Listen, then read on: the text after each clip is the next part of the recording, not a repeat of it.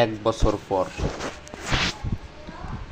বছর পর এরকম একটি দিন আসে, ওরা সব কিছু ভুলে যায়। নিজেদের মধ্যে শত্রুতা, ব্যবধান, নিজেদের অসহায় অবস্থা, অভাব, অভিযোগ সব কিছু ভুলে যে ওরা মিলেমিশে একাকার হয়ে যায়। আজকে আমি কচুয়া গ্রামের যুব সম্প্রদায়, শুধু যুব সম্প্রদায় কেন, সকল শ্রেণীর মানুষের কথা বলছি। বসন্তের শেষে বাসন্তী মায়ের আগমন ঘটে, আর এই বাসন্তী মায়ের আগমনের সাথে সাথে আমাদের গ্রামে সার্বজনীন বাসন্তী পুজো উৎসব আয়োজন করা হয়। 5 দিন গ্রামের মানুষ এক অন্যরকম উৎসব আমেজের মধ্যে মেতে থাকে। নিজেদের সকল দুঃখ, কষ্ট, যন্ত্রণা ভুলে যায়।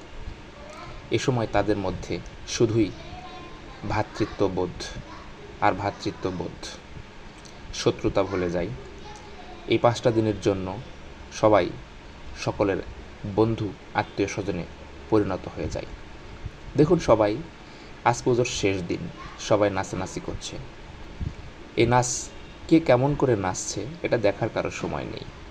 সকলের নাচতে হবে, সবাই নাচছে, এটার মূল কথা। অর্থাৎ কেমনভাবে নাচছে এটা দেখার বিষয় নেই। ছেলে, বুড়ো, শ্বশুর, শাশুড়ি, ছেলের বউ, সবাই, এখানে কোনো লজ্জা নেই, কোনো দ্বিধা নেই। যে যার মতো করে তার শরীর ঝাঁকিয়ে যাচ্ছে। সত্যি অনাবিল এক আনন্দের পরিবেশ।